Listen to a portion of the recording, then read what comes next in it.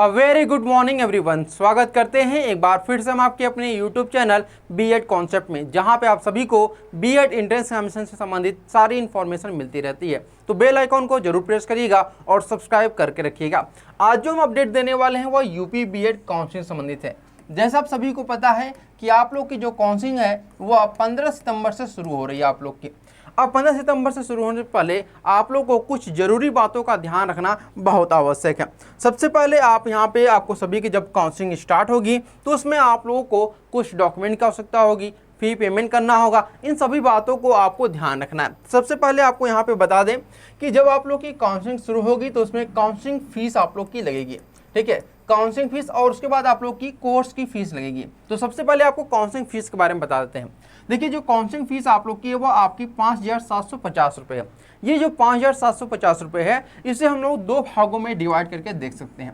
पहला भाग में आप डिवाइड करेंगे 5,000 रुपये, यानी जो 5,000 रुपये है ये आपका एडवांस फीस होता है। ठीक है, क्या होता है आपका एडवांस फीस होता है। और ये जो एडवांस फीस होता है ना, ये आपका रिफंडेबल होता है। ठीक है, यानी आपको मैं आगे बताऊंगा कि ये रिफंडेबल क्यों होता है। दूसरी आपकी है 750 रुपये। ये जो होती है यही हमारी काउंसलिंग फीस होती है। एक्चुअल काउंसलिंग फीस देखा जाए तो यही होती है। अब देखिए, यहाँ पर जो काउंसलिंग फीस होती है वो आपका नॉन रिफंडेबल होता है। ठीक है, क्या होता है नॉन रिफंडेबल। अब यहाँ पे समझिएगा कि ये रिफंडेबल और नॉन रिफंडेबल का फंडा क्या है। अगर आपको कॉलेज यहाँ पर मिल जाता है, ठीक है, तो आपकी जो एडवांस फीस है उस कॉलेज की फीस के साथ एडजस्ट कर लिया जाता है। इनकेस अगर आपको कॉलेज अलॉट नहीं होता है तो आपकी जो फीस है 5,000 रुपये वह आपका क्या हो जाएगा, आपके अकाउंट में रिफंड हो जाएगा। लेकिन यहाँ पर जो 750 रुपये है ये आपका नॉन रिफंडेबल है, यानी कि ये आपकी काउंसलिंग फीस है। आपको कॉलेज मिले ना मिले आपका 750 रुपये चला जाएगा। ठीक है, अब यहाँ पे ध्यान रखिएगा कि इसके बाद आप लोग का ये तो काउंसलिंग का केवल प्रक्रिया है। इसके बाद आप लोग 2 ईयर आप लोग यहाँ पर बीएड करेंगे। तो 2 ईयर बीएड में आपका कितना खर्च आएगा ये भी समझ लीजिए। जैसा आप सभी को पता है कि यूपी में 3 प्रकार के आपके कॉलेज देखने को मिलते हैं। पहला आपका गवर्नमेंट, दूसरा आपका एडेड और तीसरा आपका यहाँ पर प्राइवेट। तो एडेड और गवर्नमेंट जो होते हैं कॉलेज, उनकी फीस जो होती है उसमें बहुत ज़्यादा अंतर देखने को नहीं मिलती है। लगभग 2 से 3 हज़ार रुपये की अंतर आपको देखने को मिलेगी। तो इसकी जो फीस होती है वह आपकी कॉलेज पर डिपेंड करती है कि किसी कॉलेज की फीस 4,000 रुपये होती है, किसी कॉलेज की 3,000, किसी की 8,000, किसी की 10,000, किसी की 12। ये आपकी फीस स्ट्रक्चर होते हैं। ठीक है, अब इसके बाद यहाँ पर प्राइवेट कॉलेज के बारे में बात कर लेते हैं। तो प्राइवेट कॉलेज जो फीस लगती है वो 51,250। अभी मैंने जो फीस बताया आप लोग को, चाहे वह गवर्नमेंट का हो, एडेड का हो या फिर प्राइवेट का हो, यह केवल और केवल आपका 1 ईयर का, यानी कि फर्स्ट ईयर आप लोग जब करेंगे तो फर्स्ट ईयर की फीस मैंने बताया हुआ। ठीक है, अब यहाँ पे ध्यान किया कि जो गवर्नमेंट और एडेड कॉलेज की जो फीस स्ट्रक्चर है, किस कॉलेज में कितना फीस लगता है, इस पर ऑलरेडी आपको लगभग 12 से ज़्यादा वीडियो मैंने प्रोवाइड करा है। इन सभी वीडियोज का जो लिंक है आपको डिस्क्रिप्शन बॉक्स में मिल जाएगा, उसके थ्रू आप लोग उसे देख सकते हैं।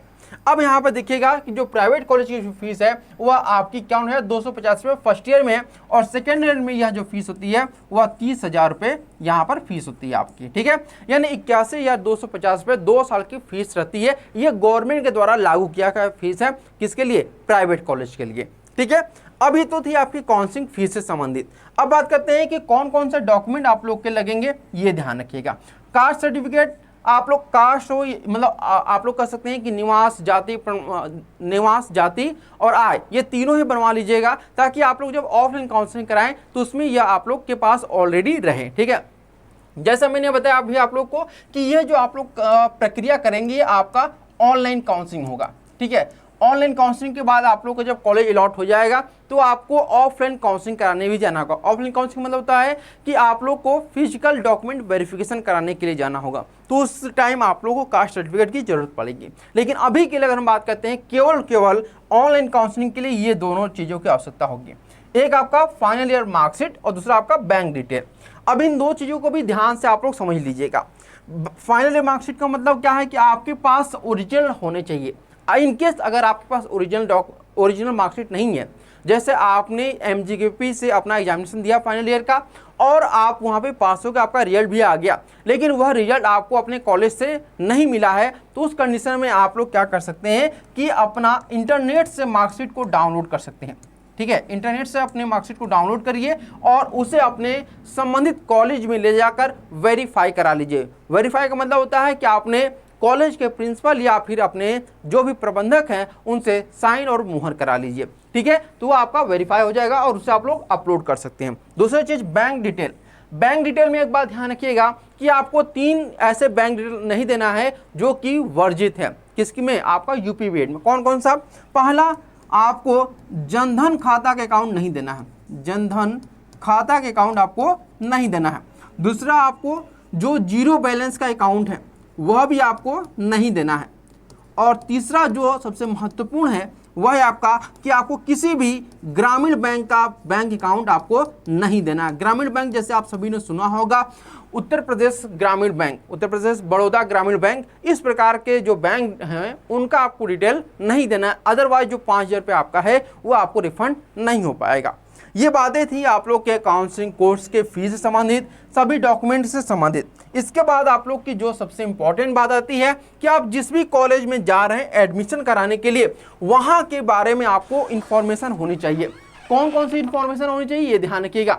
यानी कि आपको उस कॉलेज में, जिस भी कॉलेज में जा रहे हैं, वहाँ की आपको पता होना चाहिए कि वहाँ पे आपका सेमेस्टर एग्जामिनेशन होता है या फिर आपका एनुअल एग्जामिनेशन होता है। क्योंकि यूपी बीएड में जो आपकी कॉलेज कनेक्ट कराती हैं उसमें लगभग आपकी 19 ऐसे विश्वविद्यालय हैं जो कि पार्टिसिपेट कर रहे हैं। तो 19 विश्वविद्यालयों में लगभग यहाँ पर 9 से 10 ऐसे विश्वविद्यालय हैं जहाँ पे सेमेस्टर एग्जामिनेशन होती हैं और 7 से 8 ऐसे यूनिवर्सिटी हैं जहाँ पर आपका एनुअल होता है, ठीक है। अब ये एनुअल और सेमेस्टर का क्या फंडा है ये समझ लीजिए। तो देखिए, सेमेस्टर एग्जामिनेशन वाले अगर आप विश्वविद्यालय में एडमिशन लेते हैं तो वहाँ पे आपका परसेंटेज जो होता है वह हाई होता है। फॉर एग्जांपल, अगर आप 2 साल कोर्स करते हैं बीएड का और सेमेस्टर एग्जामिनेशन के थ्रू होता है आपका विश्वविद्यालय, तो वहाँ पे आपकी जो परसेंटेज होती है वह आपका 85% से लेकर के 90% तक आपका बनता है।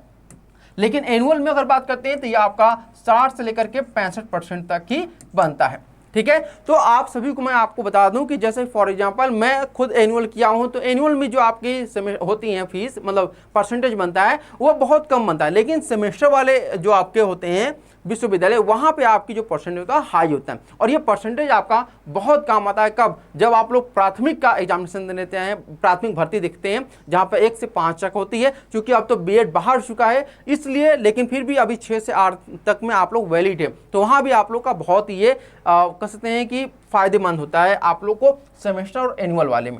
अब बात करते हैं आप लोग की एक्स्ट्रा फीस और चार्जेस। ये एक्स्ट्रा फीस और चार्जेस क्या है?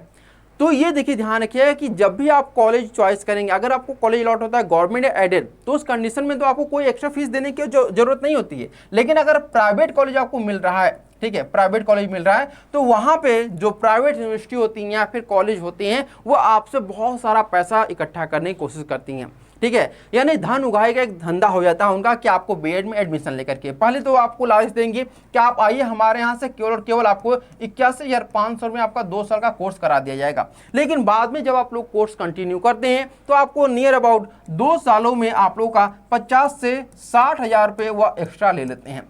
तो इन सभी चीज़ों से बचने के लिए आप जो भी यूनिवर्सिटी या फिर कॉलेज में एडमिशन लेना चाहते हैं उनके सीनियर से एक बार जरूर आप लोग कंसल्ट कर लीजिएगा। उसी प्रकार से हम ड्रेस कोड के बारे में देखते हैं। बहुत सारे जो प्राइवेट कॉलेज वह ड्रेस कोड के नाम पर 5,000 से लेकर के 10,000 रुपये आप लोगों से वसूल करते हैं। तो ये भी आप लोग ध्यान रखिएगा। एक बात ध्यान रखिएगा कि जिस भी आप लोग, चाहे आप एडेड कॉलेज में जाएंगे या फिर आप लोग गवर्नमेंट कॉलेज में जाएंगे, वहां पर आप लोग के लिए क्या होता है, ड्रेस कोड लागू होता है। लेकिन प्राइवेट कॉलेज में कोई भी रूल रेगुलेशन नहीं है, लेकिन फिर भी प्राइवेट कॉलेज अपनी तरफ से ये रूल्स लागू करते हैं। तो इन बातों के बारे में भी आप लोग ध्यान रखिएगा।